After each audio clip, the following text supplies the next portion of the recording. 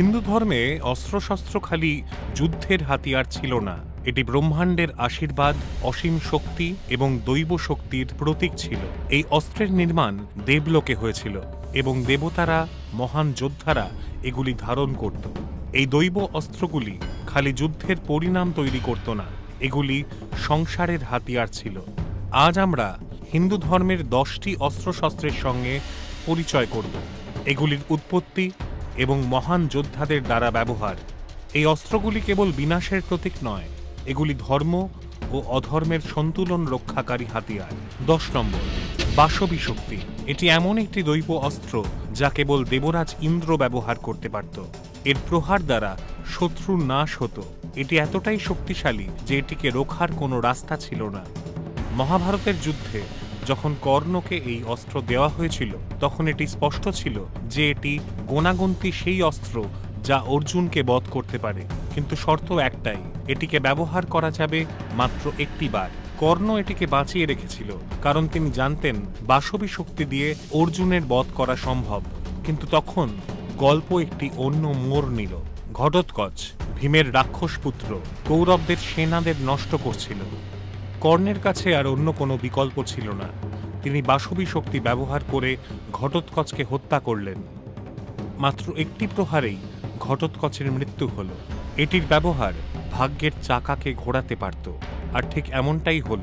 এটির ব্যবহারের পর কর্ণ শক্তিশালী অস্ত্র থেকে বঞ্চিত হল। 9 নম্বর, ব্রহ্মাস্ত্র।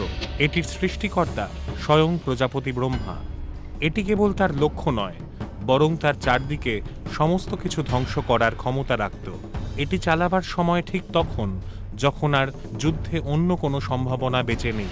এটি প্রাপ্ত করার জন্য বছরের পর বছর তপস্যা ও সাধনার প্রয়োজন। ব্রহ্মাস্ত্র যেখানে পড়বে সেখানকার সব নদী শুকিয়ে যাবে, পৃথিবী ধ্বংস হবে। মহর্ষি বিশ্বামিত্র সেই একজন যিনি এই অস্ত্র প্রথম ব্যবহার করেছিলেন। অর্জুনকে তার গুরু দ্রোণাচার্য এই অস্ত্র সম্পর্কে জ্ঞান দান করেছিলেন, কিন্তু এটি চালানো শক্ত। এটিকে তখনই ব্যবহার করা যাবে যখন স্থিতি নিয়ন্ত্রণের বাইরে। রেগে গিয়ে এই অস্ত্র ব্যবহার করা যাবে না। কর্ণ পরশুরামের কাছে এই অস্ত্রর ব্যবহার শিখেছিল। এটি সৃষ্টি ও বিনাশের সন্তুলনের প্রতীক। 8 নম্বর, বজ্র। দেবরাজ ইন্দ্রের দিব্য অস্ত্র বজ্র, যাকে ডায়মন্ড ওয়েপন বা থান্ডারবোল্ট বলা যেতে পারে। হিন্দু পৌরাণিক কথায় সবচেয়ে প্রতিষ্ঠিত ও শক্তিশালী অস্ত্র এটি। এটি ইন্দ্র, দেবতাদের রাজা ও বজ্রের সঙ্গে যুক্ত। এই দৈব অস্ত্রের উৎপত্তির একটি গভীর মাহাত্ম্য আছে। যখন দেবতারা অসুরদের আক্রমণে অসহায়, তখন ঋষি দধিচি তার নিজের হাড় দেবরাজ ইন্দ্রকে দান করলেন। বিশ্বকর্মা ওই হাড় দিয়ে এই অস্ত্র নির্মাণ করেন। এই অস্ত্র দিয়ে ইন্দ্র বৃত্তকে বধ করেছিল। ব্রহ্মাণ্ডের শান্তি রক্ষার্থে এই অস্ত্রের ব্যবহার। বজ্র অস্ত্রটি একটি গদার মতো দেখতে, যার মাথার উপর দাঁতের মতো কিছু অংশ আছে। এর মধ্যে বিদ্যুৎ ও হীরের টুকরে সমন্বয় আছে। ভগবদ্ গীতায় স্বয়ং শ্রীকৃষ্ণ বজ্রের উল্লেখ করেছেন। তিনি বলেন, শাস্ত্রে আমি বজ্রের ন্যায়, অযোধ্যা নাম অহম বজ্রম, যা এই অস্ত্রের দৈবতা ও অজেয় শক্তির পরিচয় দেয়। বজ্রের শক্তি এতটাই যে এটি শ্রী হনুমানকেও বিচলিত করেছিল। 7 নম্বর, রুদ্র অস্ত্র। এটি ভগবান শিবের শক্তি ও তার ভীষণ রাগের প্রতীক। এই অস্ত্র সেই গোনাগুন্তি হাতিয়ারের মধ্যে একটি, যা সৃজন ও বিনাশের প্রতীক। কথায় বলে এর মধ্যে 11টি রুদ্রের আলো লোকানো আছে, আর এই অস্ত্র ব্যবহার করলে এই অস্ত্রের সামনে যা আসে তাই ভস্মীভূত হয়। দেবতারাও এই অস্ত্র ভয় পান। মহাভারতের যুদ্ধে এই অস্ত্রের ব্যবহার পাওয়া যায়। যখন কর্ণ আর অর্জুনের মধ্যে নির্ণায়ক যুদ্ধ চলছিল, তখন কর্ণ এই অস্ত্রের আহ্বান করেছিল। অর্জুন, যিনি শিবের কাছ থেকে পাওয়া একটি কবচ দ্বারা সুরক্ষিত ছিল, তাকে অজেয় মনে করা হতো।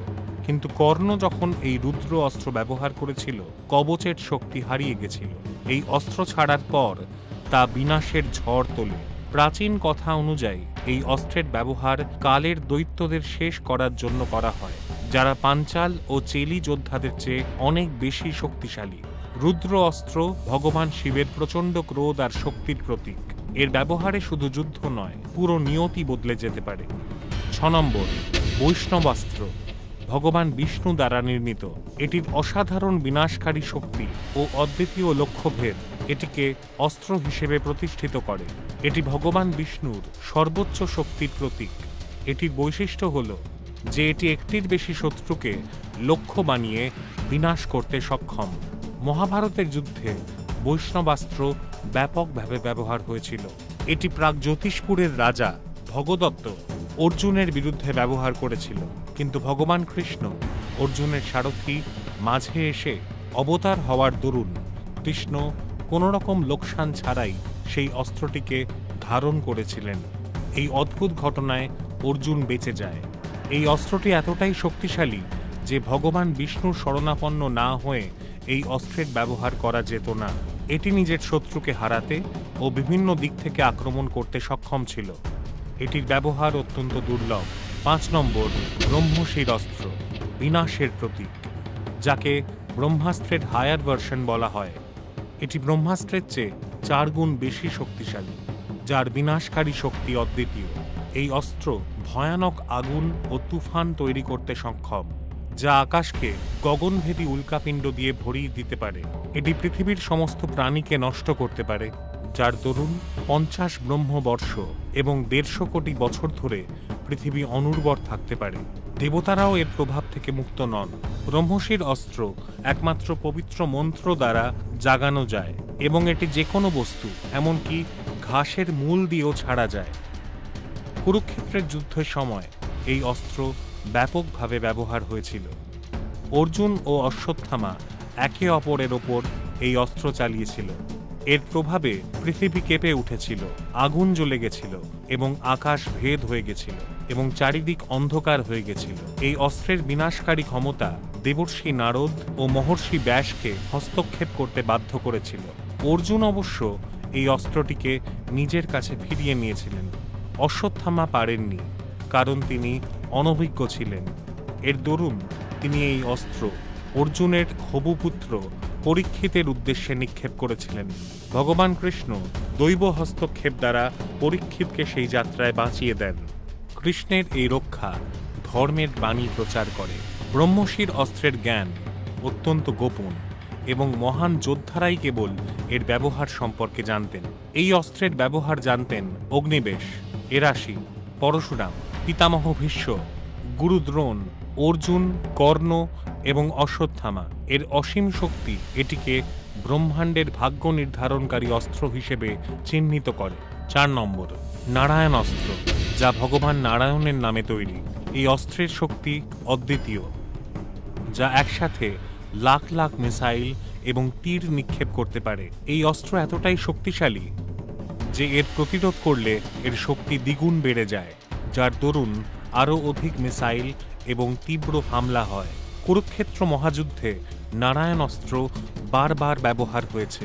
গুরু দ্রোণের মৃত্যুর পর তার পুত্র অশ্বত্থামা রেগে গিয়ে পাণ্ডবদের বিরুদ্ধে এই অস্ত্র ব্যবহার করেন। পাণ্ডবরা ভয় কেঁপে ওঠেন, কারণ লাখো লাখো মিসাইল এবং তীরে আকাশ ছেয়ে গেছিল। সেটি ঝড়ের মতন আছড়ে পড়ছিল এবং চোখের পলকে সমগ্র সৈন্যদল নষ্ট হয়ে গেল। যখন পাণ্ডবেরা পেরে উঠলেন না, তখন ভগবান কৃষ্ণ এবং অর্জুন এর দৈব প্রকৃতি বুঝতে পারলেন। তারা তৎক্ষণাৎ সমস্ত সৈন্যকে নারায়ণ অস্ত্রের সামনে আত্মসমর্পণ করার আদেশ দিলেন। সমর্পণের পর অস্ত্র শান্ত হল এবং সৈন্যদের জীবন বেঁচে গেল। নারায়ণ অস্ত্রকে মানব ক্ষমতা দ্বারা প্রতিহত করা সম্ভব নয়। এর প্রকোপ থেকে বাঁচার একমাত্র উপায় আত্মসমর্পণ এবং প্রতিরোধ করা ছেড়ে দেওয়া। 3 নম্বর, পশুপিতাস্ত্র, যা ভগবান শিব দ্বারা নির্মিত। এতে সম্পূর্ণ সৃষ্টি, ছোট ছোট প্রাণী এবং বিশাল ব্রহ্মাণ্ড সবকিছু নষ্ট হয়ে যেতে পারে। এটি মহাদেবের দৈব শক্তি এবং ধর্ম রক্ষার প্রতিনিধিত্ব করে। বলা হয় যে পশুপতি অস্ত্রকে মন, চোখ এবং ধনুক দিয়ে ছাড়া যায়। এই অস্ত্র স্বয়ং ভগবান শিব অর্জুনকে দান করেছিলেন। এটি পেতে অর্জুন হিমালয়তে তপস্যা করেছিল। ভগবান শিব একজন শিকারী হিসেবে প্রকট হয়ে অর্জুনের পরীক্ষা নিলেন। প্রসন্ন হয়ে অর্জুনকে ভগবান শিব এই অস্ত্র প্রদান করলেন। কুরুক্ষেত্রের যুদ্ধের সময় অর্জুন এই অস্ত্রের প্রয়োগ করেননি। তার কারণ এই অস্ত্র সাধারণ মানুষ এবং কমজোরি প্রতিদ্বন্দ্বীর বিরুদ্ধে ব্যবহার করা সম্ভব নয়। এটি বিশেষভাবে ক্ষমতাসম্পন্ন শত্রুর বিরুদ্ধে ব্যবহার করার জন্য তুলে রাখা হয়েছিল।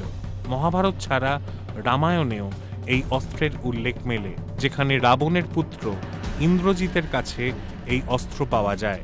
2 নম্বর, সুদর্শন চক্র, ভগবান বিষ্ণুর পরম দৈব অস্ত্র। এটি দেখতে গোলাকার, 108টি তেজি ধারালো অস্ত্র দিয়ে তৈরি এবং তীব্র গতিতে চলতে পারে। এটি ছাড়ার পর খুব অল্প সময়ে এটি অনেক দূর যেতে পারে এবং এর রাস্তায় আসা সমস্ত অবরোধকে এটি নষ্ট করতে সক্ষম। এই অস্ত্রকে ছাড়ার পর ভগবান বিষ্ণুই একমাত্র এটিকে আটকাতে পারেন। এই অস্ত্র যে কোনো ভৌতিক বা আধ্যাত্মিক শক্তিকে খণ্ডন করতে পারে এবং পুরোপুরি প্রয়োগ করলে এটি এর সামনে আসা যে কোনো অবরোধকে নষ্ট করতে পারে। সুদর্শন চক্র কেবল একটি দৈব অস্ত্র নয়, বরং এটি ভগবান বিষ্ণুর দ্বারা তৈরি ধর্ম ও ব্রহ্মাণ্ড রক্ষার্থে সত্যের প্রতীক হিসেবে পরিচিত। শিশুপালকে বধ করতে ভগবান বিষ্ণু এই অস্ত্র প্রয়োগ করেছিল। শিশুপাল বারবার অধর্মীয় কাজ করছিলেন। এই অস্ত্র সুনিশ্চিত করে যে ধর্ম সর্বদা নিজের বিজয় লাভ করে, পরিস্থিতি যতই কঠিন হোক না কেন। 1 নম্বর, ত্রিশূল, হিন্দু পুরাণে সবচেয়ে শক্তিশালী অস্ত্র, যা মুখ্যত শিবের সংহার রূপের সঙ্গে জড়িত। ত্রিশূলের 3 ভাগ, সত্য অর্থাৎ সন্তুলন, রজস অর্থাৎ ক্রিয়াশীলতা, আর তমস অর্থাৎ নিষ্ক্রিয়তার প্রতীক, যা ব্রহ্মাণ্ডের সৃজন, পালন এবং গতিশীলতার প্রতীক। এইভাবে ত্রিশূল ভগবান শিবের প্রকৃতির 3টি মৌলিক গুণের প্রতীক। এর শক্তি এতটাই প্রবল যে যে কোনো শত্রু, সে যতই শক্তিশালী হোক না কেন, এটি সহ্য করতে পারবে না। এটি যে কোনো জিনিসকে ভেদ করার ক্ষমতা রাখে, তা সে শক্তিশালী রাক্ষসী হোক বা সম্পূর্ণ লোক, যা ভগবান শিবের ব্রহ্মাণ্ডের ওপর অধিকারকে প্রমাণ করে। ভগবান শিবের ত্রিশূল যুদ্ধে রাক্ষস, অপদেবতা, যারা ব্রহ্মাণ্ডের সন্তুলনকে ভঙ্গ করে, তাদের উপর প্রয়োগ করা হয়। এটি জ্ঞান ও নীতির প্রতিষ্ঠা তৈরি করতে সক্ষম, যা শিবের ব্রহ্মাণ্ডের ওপর শক্তিকে প্রমাণ করতে সক্ষম।